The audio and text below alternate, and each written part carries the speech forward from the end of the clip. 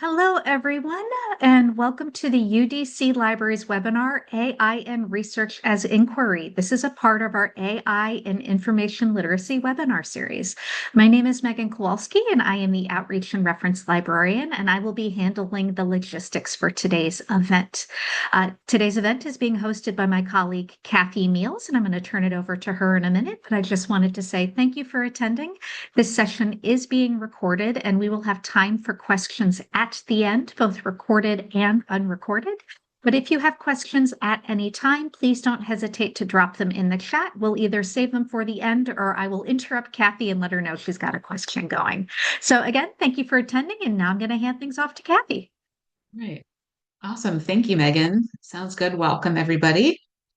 Welcome to AI and Research's Inquiry. As Megan said, this is part of our spring webinar series about the intersections of generative AI and the Association of College and Research Libraries Framework for Information Literacy in Higher Ed, which is the guiding philosophical document for academic librarians in teaching research and information literacy. It has 6 frames that establish threshold concepts, skills, practices, and ways of thinking that foster information literacy. And of course, we will be focusing today on the research as inquiry frame. So first, we'll walk quickly through the concepts in the frame itself and then discuss the implications of generative AI for the frame. So how Gen AI supports and fosters research as inquiry, but also how it poses problems for it or challenges of it. And many of those are honestly two sides of the same coin. Then we'll talk about considerations for teaching research as inquiry in the context of Gen AI, and we'll have some time for Q&A at the end. So don't worry, I won't read all of the text on this slide. Oh, what I will do, this is the text of the research as inquiry frame from the ACRL framework. And so I'll just cover the basics and some of the highlighted parts. So research as inquiry frame states that research is iterative and depends on asking increasingly complex or new questions, whose answers in turn develop additional questions or lines of inquiry in any field. So some of the key points from this. Inquiry is a process that focuses on problems or questions in a discipline or between disciplines that are open or unresolved. It involves debate and dialogue. There's a spectrum of inquiry from very simple questions to very complex questions. And lastly, our novice learners acquire strategic perspectives on inquiry and a greater repertoire of investigative methods. And each frame has a set of knowledge, practices, and dispositions that go along with this. So things that you do or practices that reflect understanding of the frame, as well as dispositions or ways of thinking that correspond to the frame. So again, I will not read all of this, but the knowledge practices, again, focus on identifying information gaps, scoping an investigation, breaking down and organizing research questions into simpler ones, approaching research from a variety of perspectives and methods, synthesizing ideas, and so forth. And dispositions involve open-mindedness and flexibility, critique, adaptability, ethical and legal respect, and things like that. So those are kind of the main features of the research as inquiry frame. So essentially, we're focused on developing scoping questions, exploration, organization, and synthesis. So now that we have reviewed the research as inquiry frame and its knowledge practices and dispositions, let's talk about how it intersects with Gen AI. And of course, caveat at the beginning, there's so many AI tools out there. There's some variety among them. So we're talking in some generalities here, and there will be generalizations, but hopefully they will be broadly applicable. So what aspects of the research as inquiry frame can Gen AI tools generally support? So one that comes up over and over again in the literature and in our own experience is getting started in brainstorming on a research project, easing and simplifying and organizing and mitigating overload. So engaging with AI tools like LLMs can create some structure and clarity around what can be a messy process of research, right?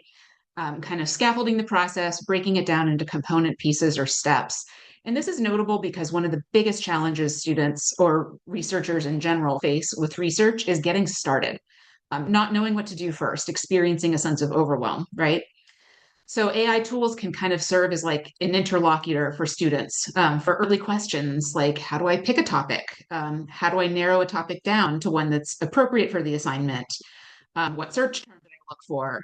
These tools can also even contribute to discovery or finding materials, right? So essentially, the first steps, coming up with the task list, even there's some merit here in terms of easing the stress for students in the initial stages of research. These tools can also be good at developing good research questions. So again, getting started is the hard part. It can be really overwhelming for students, and developing good research question can be a major obstacle in particular, especially for novice researchers, right? They need to pick one that isn't too broad, one that isn't too narrow, is something that's researchable, it's within the scope of the assignment. And so the research as inquiry frame speaks a lot to the development and scoping of the researches of research questions, right? So this actually helps out quite a bit. So Gen AI tools like LLMs can help in this process by offering ideas or options or models for good research questions, things for students to react to, respond to, and often even a variety of potential questions through different disciplinary lenses that students may not have developed on their own.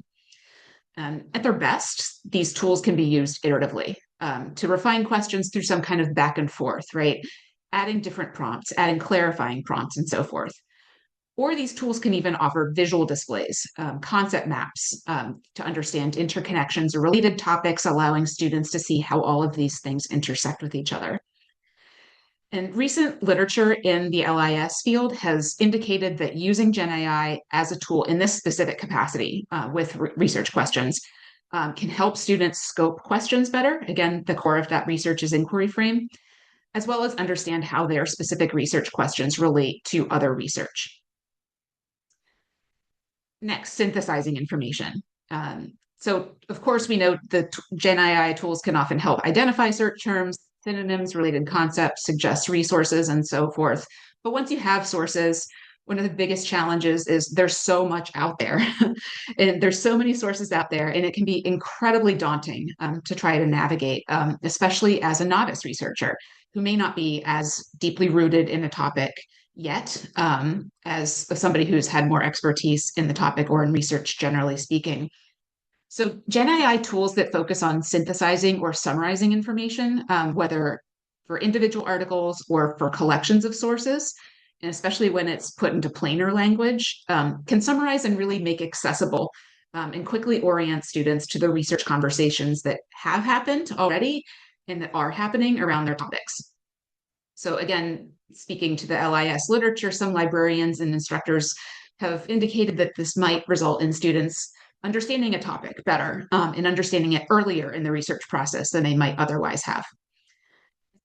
The synthesis support can also extend to another aspect of the research's inquiry frame, which is identifying gaps and weaknesses. That's one of the knowledge practices in the research's inquiry frame, is identifying gaps and weaknesses in the literature and research. I mentioned parallels with prompt engineering as part of this. Flexibility and open-endedness is sort of the thread here. So getting good results from an AI tool relies on a good prompt, of course. And while prompt isn't always a question, there are arguably some similarities between developing and scoping and iterating on a prompt and doing the same on a research question in the spirit of the research's inquiry frame. And the prompt engineering that is required to engage with the ideas that are in the research's inquiry frame do require a brand of information literacy themselves, right? And some understanding of inquiry as a concept. And best case scenario, it's mirroring that flexibility, that open-endedness, that open-mindedness that the frame calls for. So basically, it's possible that engagement with prompt engineering and engagement with the iteration that could be part of that would shed some light on research's inquiry concepts or show them in action, right? Supporting critical thinking that might translate to other venues or contexts.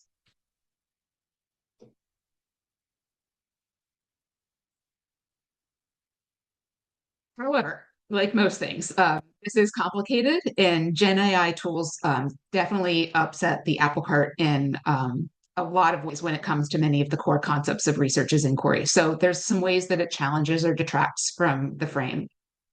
So we can start with ethics, right? Obviously, all the well-known issues around the ethics of AI development and use, which we go into in more detail on the UDC Library AI Help Guide. There's critical issues around environmental issues, labor issues, privacy, et cetera, many more things. But to focus on one specifically for research's inquiry, I think Gen AI use arguably conflicts with the research's inquiry frame's disposition, the way of thinking about following legal and ethical guidelines in gathering and using information. I think it's a totally fair argument to say it's not ethical to use a tool that we know poses such a broad array of complex and really unresolved ethical issues. And in the realm of legal issues, we know the training of AI tools has involved all manner of copyright violations and intellectual property seizures, right? We can definitely argue that's not gathering and using information in ways that are consistent with respect for legal use of info or intellectual property. Gen AI use with research's inquiry also challenges what the research's inquiry frame discusses in terms of gathering multiple perspectives and identifying information gaps that are part of the frame. Here, it's the opacity of AI corpuses, the material that underlies these tools, and the algorithms that fuel them, and the inevitable but usually kind of obscured bias that any human-made system or any human-made algorithm will come with. We have a lot of unknowns when it comes to a lot of these Gen AI tools. What's the training corpus that the tool we're using depends on? We don't always know. What is in it, what's not in it, whose perspectives are excluded, underrepresented, which biases could be reproduced. Algorithms themselves can generally be black boxes, but they massively shape the results that we see, both on search engines of any kind, of course, as well as on with AI tools. So not knowing how the algorithms behind AI tools work or what they're based on, which is the case much more often than not, is a hindrance to inquiry. And relatedly, algorithms can establish some constraints on user agency, which conflicts with inquiry as well. Susan Archambault is a researcher and librarian in California, has written that the presentation and synthesis of information to the user reduces agency, right? I would add to that, and maybe even obscures the origins of some of these sources sometimes too. We also run the risk of deferring to algorithmic authority, the assumption that the results that we're given are the best or the most accurate or somehow the most definitive. And most of us have learned to be skeptical of AI results, but there can also easily be a misplaced confidence in what it presents to us. But it's hard for us to challenge those results when we don't have the transparency to see what's underlying all of it. Next issue is an issue that comes up with anything research or information related in intersections with generative AI, the risk of cognitive offloading, which we still don't really know the potential implications of since AI is new in the grand scheme of things and research on it is still in the early days. We know that these AI tools can help with brainstorming, topic generation, synthesis, search terms, and so on and so forth.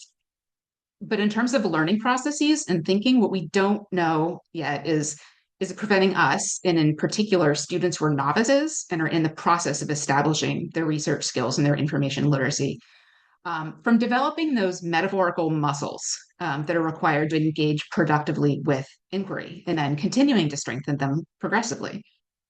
The research as inquiry frame calls for a pretty sophisticated engagement with the research landscape, synthesis of information. And Gen AI tools, in a lot of ways, elide that process in the ways of thinking. They don't necessarily position the researcher to do or develop in the same way. The complex organization, thinking, pattern and theme identification, gap identification, synthesis, go on their own. It can sort of mask the nonlinearity of research, kind of flattens it a little bit, doesn't necessarily encourage the use of multiple research methods that the frame includes. At the end of the day, AI can generate research questions, but it doesn't help us figure out which ones necessarily matter. We'll come back to this later, but it's basically raising the issue of when is it a tool and when is it a replacement for or trying to supplant human brain power. And then lastly, on this slide, Gen AI engagement in terms of research's inquiry can kind of be considered an approximation of the research process rather than research itself. Um, the ACRL framework is really useful in terms of the way that it speaks to ways of thinking and concepts and practices first, then outputs second. The Gen AI tools are conversely good at outputs and getting from point A to point B, but I think weaker on the prompts and the journey between A and B. Again, it's aligning that process. When is a challenge, that's a challenge since so much of the framework is about process. Amanda Hovius, who's a librarian and researcher, has talked about engaging with Gen AI and research as an exercise in prompt engineering and output, and identifies that the output is a machine generated approximation of the inquiry process and not inquiry itself. The tools are getting better, the tools are getting stronger, but ultimately it's still math. Remember too that these Gen AI responses are based on existing material. The tools don't develop the new questions, the ideas, or the new research agendas that are at the core of research's inquiry. And then let alone what do we do when AI generated material becomes part of the AI corpus and then gets incorporated into AI responses. So what do we do about this?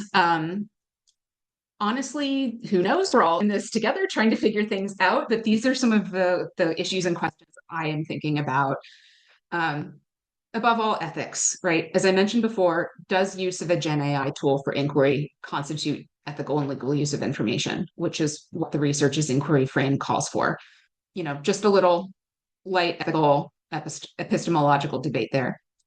Knowing what we do about the legal and copyright issues, the intellectual property, the labor, the environmental impact, what use, how much use, within which contexts, whether to use it all, where are the boundaries with ethical use, if there is one.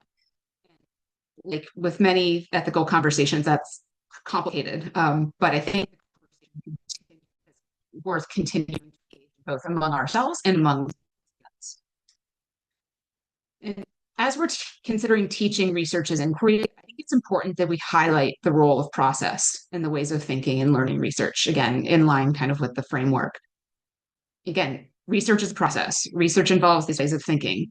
And so we have to frame research and inquiry as exploratory processes that involve habits of mind and, one where there is uncertainty and we're continually developing new questions, and that's just part of the process.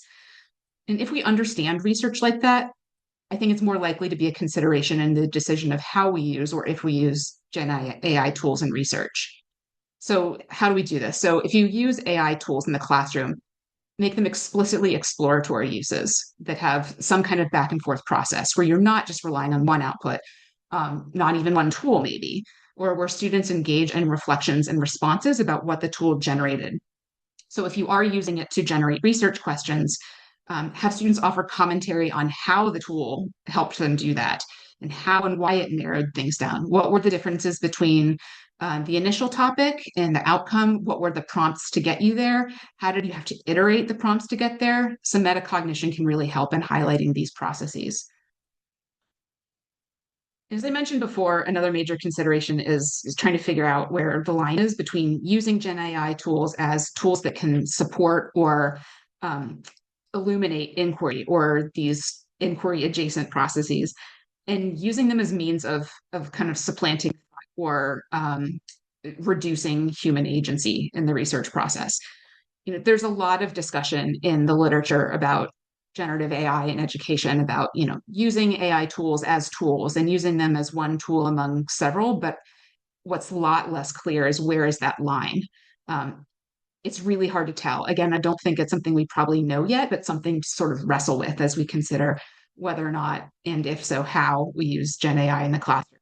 And, maybe this boils down to a content inefficiency versus process thing. Are these tools promoting these ways of thinking, or are we just using them as shortcuts and, again, eliding those cognitive processes? So I would argue that use of the tools would probably require some pretty heavy scoping or limitations, like use for a pretty specific activity or pretty specific component of the research process. And then lastly, underneath all of this, the importance of AI literacy. And this is not novel, obviously. It's relevant to every use of AI, not just research as inquiry, not just education, but understanding the way these tools work, the information systems, the business ecosystems that they operate in, to whatever extent possible, can help us better understand what we should expect from a tool when it comes to inquiry and help us understand its potential benefits, but also the limitations and possible implications for learning. And again, this is really hard because so much of this is opaque and intentionally so. But to whatever extent we're able to do this, it helps AI literacy and understanding the systems and processes also helps us understand that not all Gen AI tools are created equally too. They are developed differently for different purposes. Some have different training corpuses, right? For example, there's sets of Afrocentric AI tools out there. The corpus really matters. We should consider whether they cite sources, are they transparent, what they say about privacy, the organizations behind them, do they encourage iteration back and forth and exploration and so forth. They are all different, and the ones that we use matter. So that is all for my formal presentation. I'm happy to open things up to discussion or questions at this point. Thank you, Kathy. That was great. It's just a reminder of just how much AI has changed the information landscape. There's not a single thing that isn't touched by it. And, that is really, like you said, flattening the search process for many people. So she said we have questions, or we have time for questions, both recorded and unrecorded. If you have a question, please go ahead and drop it in the chat. If not, I'll give it a few minutes and then we'll stop the recording in case you would like to ask a question unrecorded.